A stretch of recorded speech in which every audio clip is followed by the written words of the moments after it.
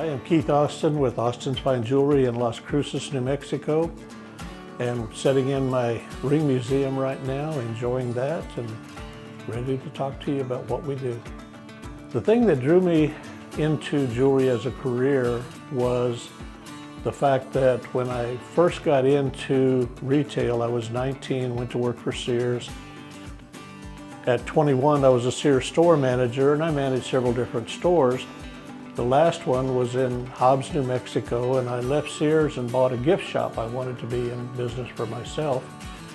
And timing is everything. And so a year and a half or so after I bought that store, the oil field went under, and probably 70 or 80% of businesses in Hobbs went under, and my store was one of them. My wife and I wanted to live in Las Cruces, so I came here looking for job opportunities, and I walked into a local jewelry store, beautiful store, asked if they had any openings. They did. I was hired that day. We moved to Las Cruces after that. I spent 8 years working for that jewelry store, and that's where I learned about jewelry and fell in love with that because I love art, I love creating things, I love history, I love so many things, and jewelry has all of that connected to it one way or the other. So after we parted ways at that store, I started my own business, and here I am almost 28 years later, happy in my own store and just loving what I do. My ring museum started due to a couple of things that I wanted to do in my own store. One of the things I needed to do was to be able to trade people for older jewelry.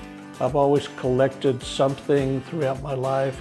I learned from those items, they're historical, and it's so much fun to search, finding out all about them. And I had two major collections at the time that I bought this building, and I sold both collections in order to remodel and open up my store. New carpet, new paint, new display cases, office supplies, all of that. So after I got rid of those collections and got the store open, in my mind I was thinking, what's next? What do I potentially want to collect now? And a few months after we opened, a customer came in and traded me a Las Cruces high school class ring from 1926. Mint condition, beautiful gold ring, and the light bulb went on. Rings, they're used for everything in the world. They've been used throughout history. I had never collected them, but I thought that would be perfect, and that started it. Now today, I have somewhere between 9,000 and 10,000 rings. And in the ring museum itself here, I have about 40% of that collection on display at any given time for people to come in, look at them, enjoy them, ask questions, and just have fun. And then I change out a couple of cases every few months to put a different theme in, so if they come back, they'll see something different. You know, my ring museum has 10 display cases full of rings. And as I have mentioned before, I believe it holds about 40% of my collection. And I change out cases a couple of times during the year to put different themes in. But there's a few cases that are so important that when I set my museum up in 2015, I have never changed them because they are too important. One is the fine jewelry that goes back as far as the 1700s, but it's showing the evolution of and designs of what we sell today in jewelry and what jewelry stands for.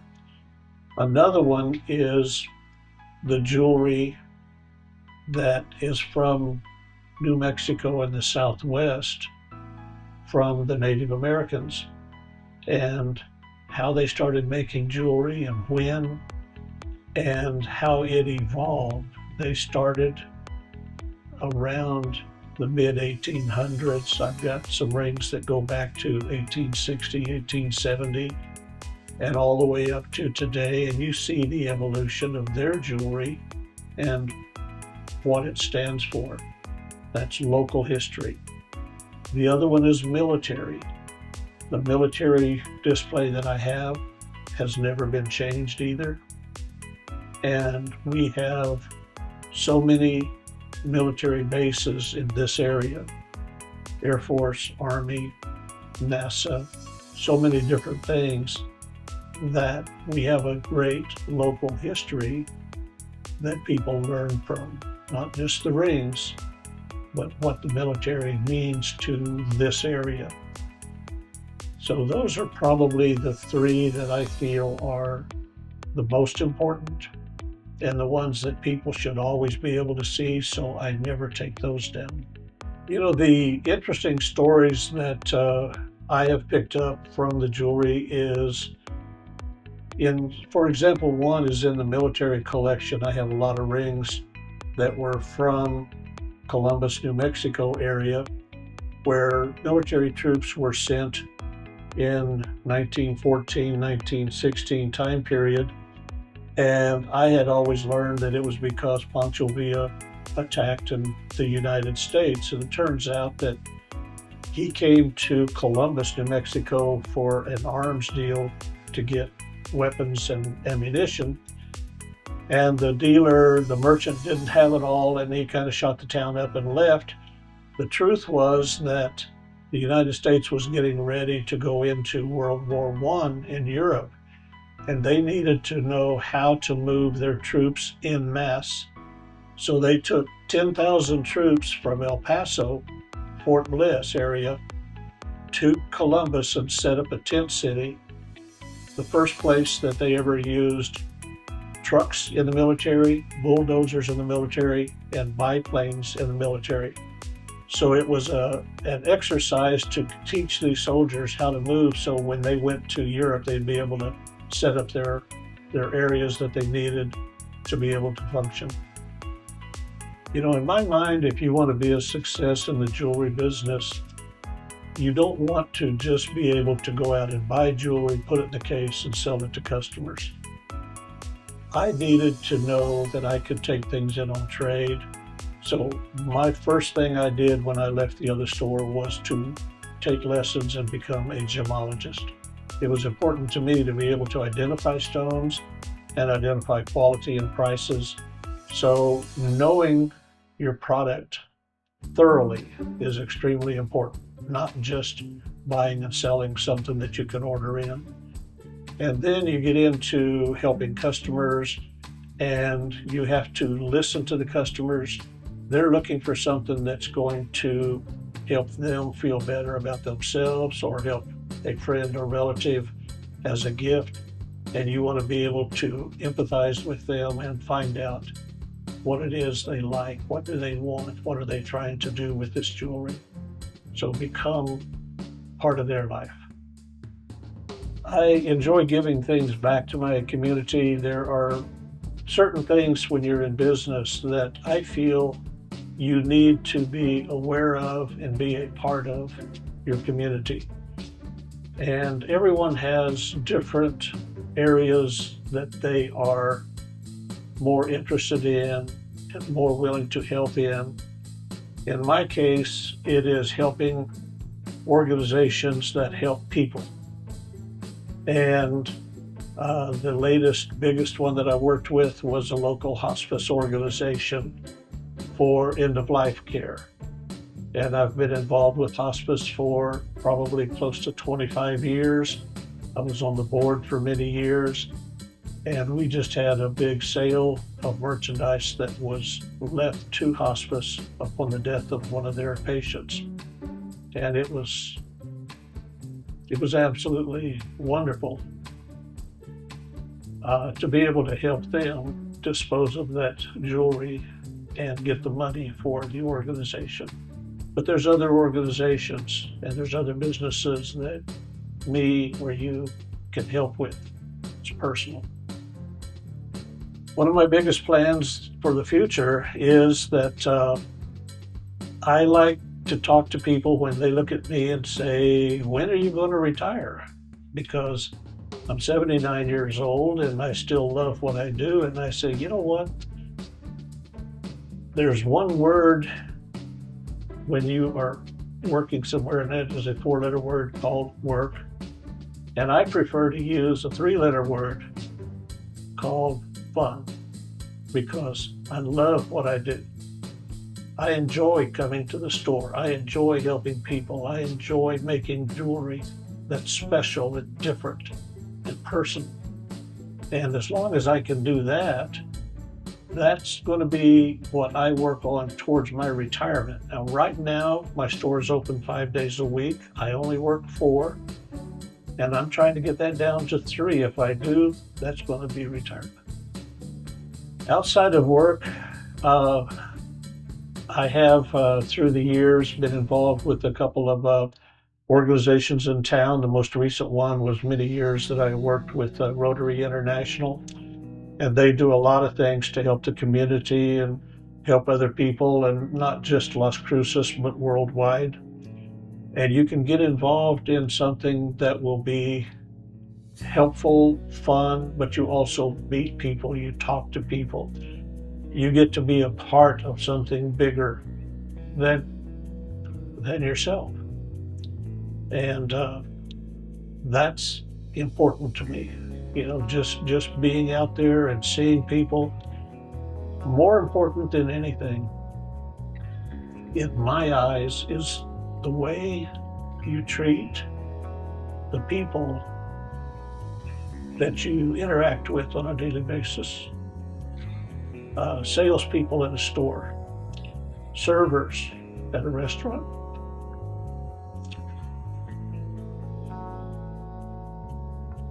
In my mind, I think that you need to treat those people the way that you want to be treated.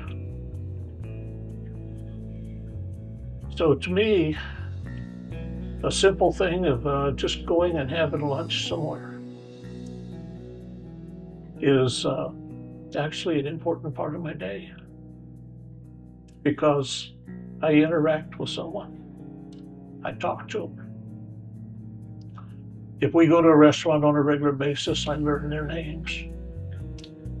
And I use the name because a person's name, in my mind, is probably the most important word that they hear any day. Personal recognition. And so you meet somebody, try to remember their name, use it. I think the one thing that has taught me the most about business in general, not just jewelry, but any business, is a saying, sums it up real well, a saying that I heard a few years ago that says, a failure to change will cause you to fail. And the importance of that is, as I mentioned, I started with Sears Roebuck at the age of 19. I thought I was going to retire with lots of years and successful career. And now, as everyone knows, Sears is gone, as is so many other big businesses. And so the thing that I heard was, if you do something, you need to always keep in mind, a failure to change will cause you to fail. If you do not change your business to whatever the current way of doing business is, what are people looking for? What do they want? How do they want to interact with you as, in my case, a jewelry store, for repairs, for jewelry? What is current? Trends change, colors of metal change, everything changes. If you are on top of what is current, you can help with your customers and you can stay viable. If you think that you're going to be able to do one thing the same way over and over and over, you will not succeed. The only thing that I saw that caused a bit of a slowdown in the business that is historical and did affect not only me, but lots and lots of businesses, was when COVID hit the United States in 2020. And in 2020, my store wound up being shut down for a total of 3.5 months. So that's over 25% of our time lost completely because the doors were shut, could not sell anything, could not do anything. And even when we were open, it was following the mandates that the government set up to protect us. And that was people wearing masks, keeping social distancing while you were at work. I was very strict with that, and we had a lot of people that didn't like that they didn't want to wear a mask, or they didn't want to, take shots or do anything else. But it was our business, and it was keeping me and my employees safe and all of my customers safe by doing what was suggested that we do by the government. And so I followed all of the rules and regulations, and we got through it. And the business now is bigger and better than it was before.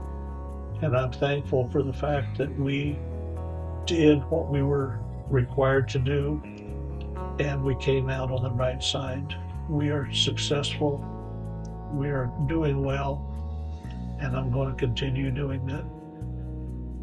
The one thing that I think about what Marquis Who's Who has to offer that will benefit me personally is letting the people of Las Cruces know that I have been recognized by a national organization, a very upstanding organization that's been around for well over 100 years. And it's an honor to be in that book and in their recognition, and to let local people know that, we're not being just recognized by local customers, but we're also being seen and recognized by a national organization. It's a tremendously good feeling to me.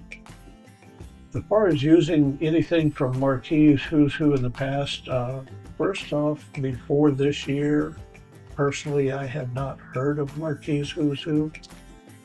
I have heard of Who's Who in America in the past, but I always thought of myself as being a local, independent, small business, family-owned, that was something totally out of my reach. And to be asked to be in Who's Who has become a tremendous honor, and it makes me realize that small businesses like myself, any kind of business, but family-owned local business, you're still important. And to be recognized for that and to help people is an honor, a great honor. There are some mantras that I follow, that I go by. One of them I have already discussed, about change in business. But another one is a simple 4 initials, NEGU. I believe I saw it online somewhere, but it stands for never, ever give up. And that is very, very important to me, because my philosophy in business and in life both is, don't worry about how many times you get knocked down. The only thing that counts is how many times you get back up. That's probably the most important one to me, because I've lost businesses, I've gone through struggles, a lot of things have happened, but I always get back up and keep going.